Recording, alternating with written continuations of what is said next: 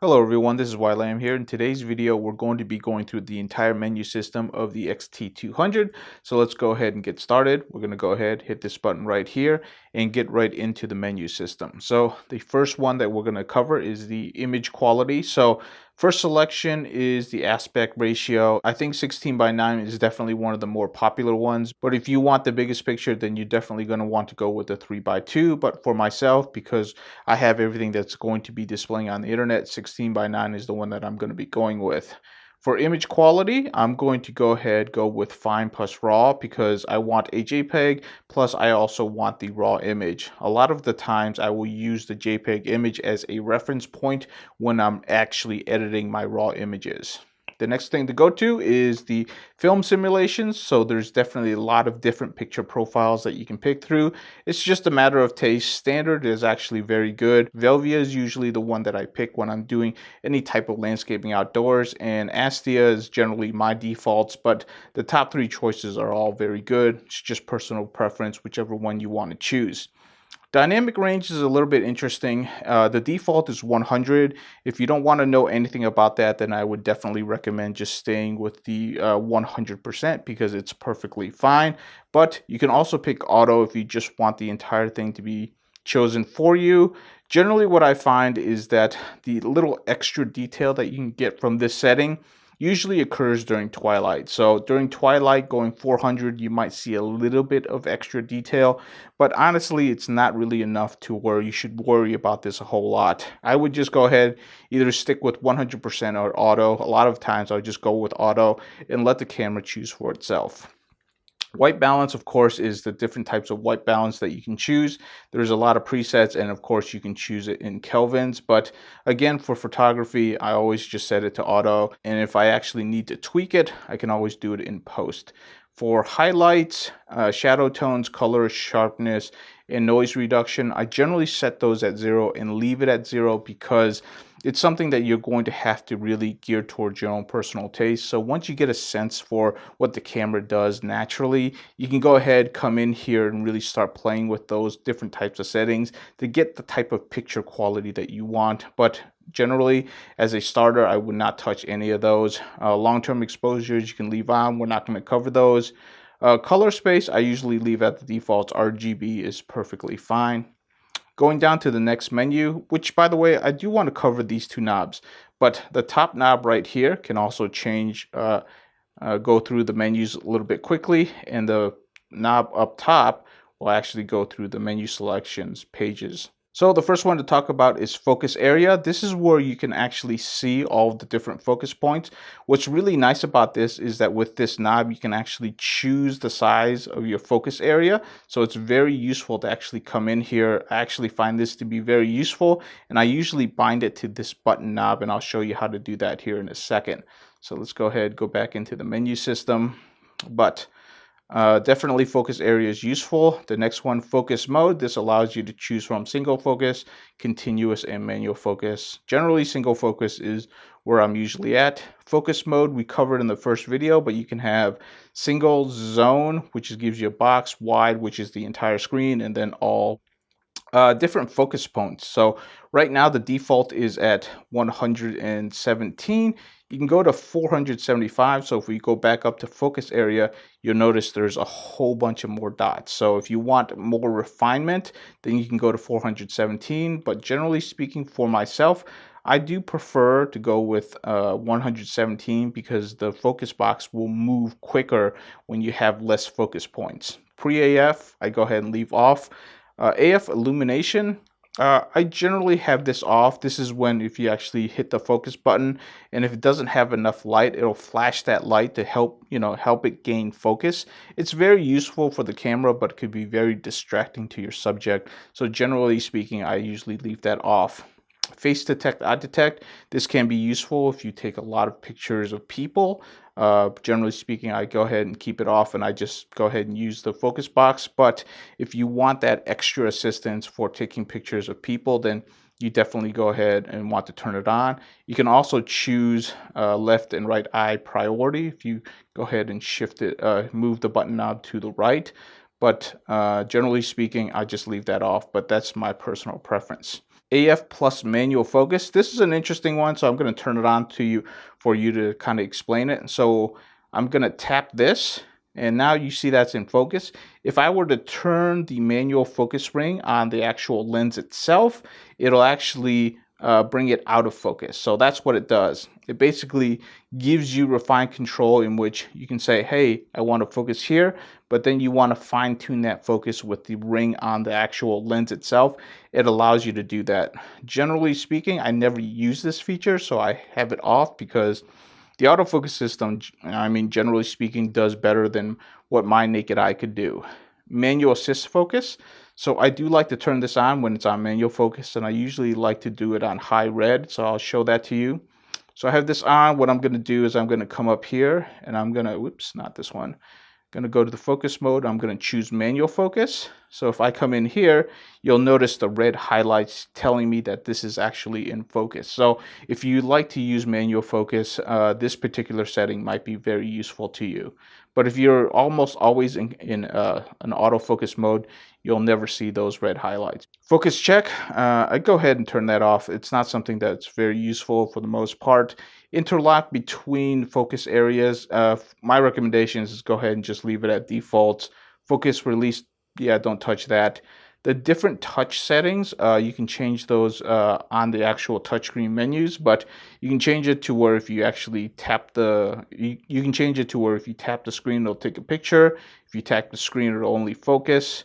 Or if you just tap it, it'll just go to that area. Go ahead and try it for yourself, but generally speaking, I don't like tap to focus when I'm using my cameras because I like to use the focus box. I usually have it off, but if you're a smartphone user, you probably would want to stick with AF touch. Moving on to the next one. So you'll notice a lot of these are grayed out, and the reason why they're grayed out is because some of these are specific for like the special mode. So if I go to special modes, you'll notice that the scene position is now selectable. So this is something that's only useful for certain modes, so we're not going to be talking about it. So I'm going to go back to program modes. This is something we can talk about when we actually cover specific modes on that. So moving on, interval timer shooting. So this is if you want to do time lapses.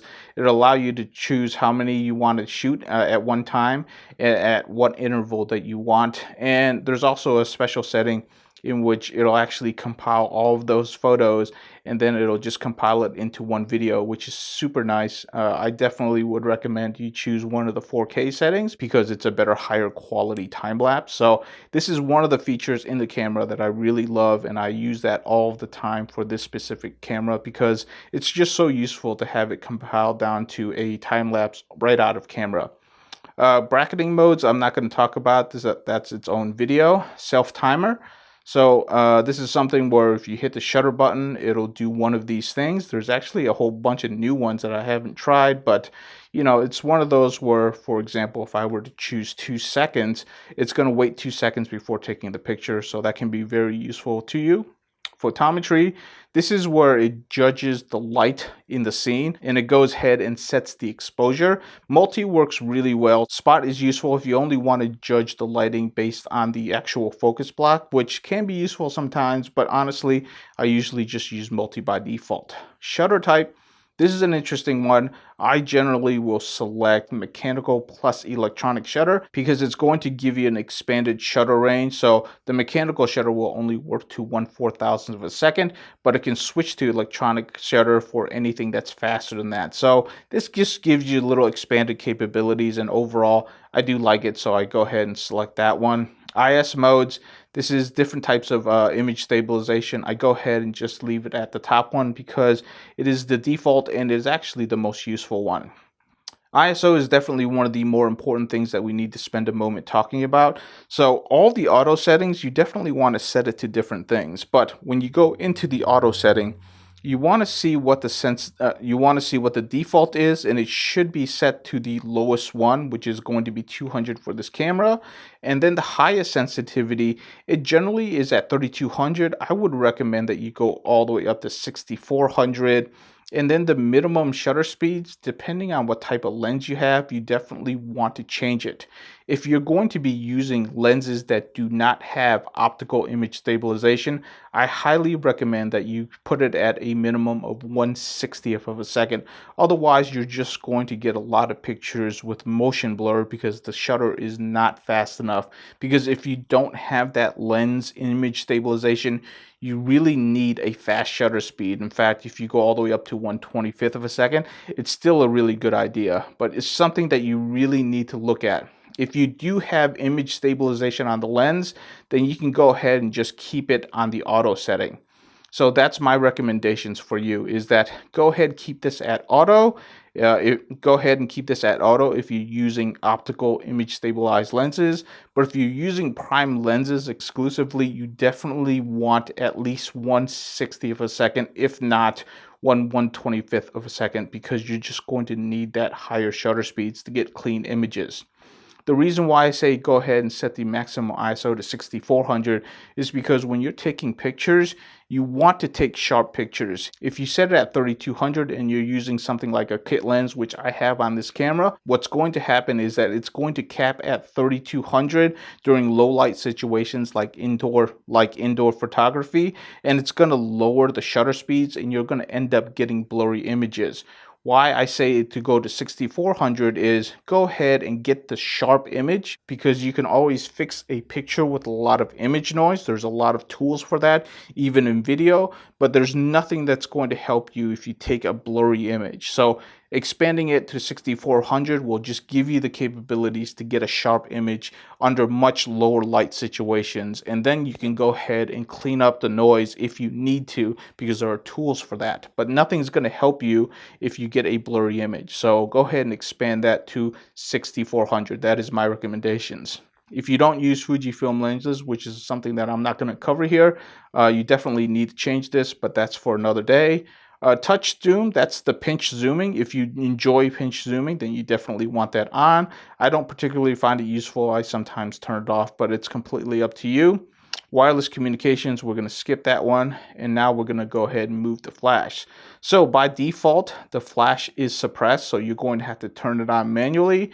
If you do find situations where you're just not getting enough light or you're getting a lot of blurry images, then you might want to try auto just to see if it works well for you. But again, a lot of people find the flash to be very annoying, so flash suppression might be a good default. But if you are in a situation where you just need more light, then you might want to come in here and change it into the auto setting.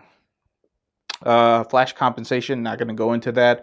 Red eye removal, I generally would recommend you do that in post, but if you're not going to do any pictures in post, you can go ahead and turn that on. But again, that's up to you. So the next one is going to be the different movie modes. So I'll go through this very quickly because movie modes in this camera I'll definitely cover in a separate video, but I generally like to go into one of the 4K modes. So I would generally select 4K 30.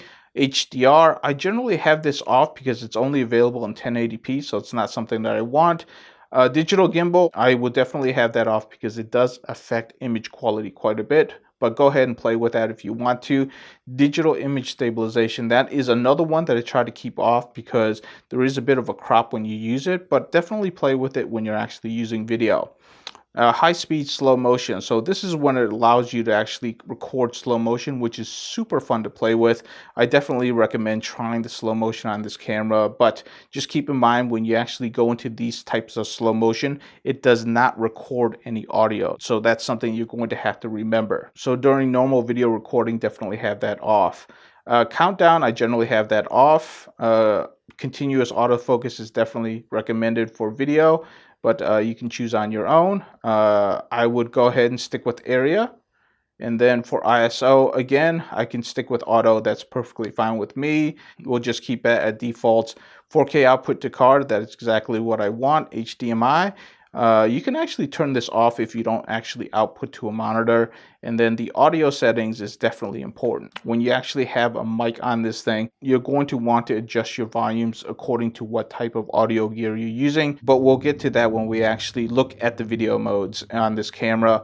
And then the video mic release. So you can either have a mic or you can actually have a release button. but for our purposes, we'll go ahead and just leave it at mic. All right, the final stretch, which is the setup menu, but there is actually a lot in here to talk about. The first one to go into is the user settings, which is actually really important because that's where you can actually format your SD card. I don't know why they keep on burying it underneath another sub menu, but that's definitely something important to know about. You can also clean your sensor here, and if you just want to suppress the flash and sounds, you can go ahead and turn it off right here. And if you just want to reset your entire camera, the reset button is over here. So there's definitely a lot of things that you can do in the user settings. In the sound settings, this is where you can adjust all of your sounds, and this is a place where I generally shut off all of these sounds because I like my camera to be silent. But if you do want to hear all the beeping, you can definitely adjust your volumes in here. In the next one, this is where you can actually do a lot of your screen settings, which is really important. I go ahead and leave EVF at auto, leave these at 0, and you can adjust them once you get used to the camera. Image display, this is whether or not you want to actually preview the image before going and taking your next picture. I generally have this as off. This I generally keep as defaults on when you're rotating your camera. Leave those at defaults. This is where, if you want to see your grid, which grid you want to see. This does not turn on the grid. This just tells the camera which grid you will prefer. This standard 9 grid is the default. The auto rotate, I go ahead and leave at defaults. If you are in the United States, you might want to see things in feet.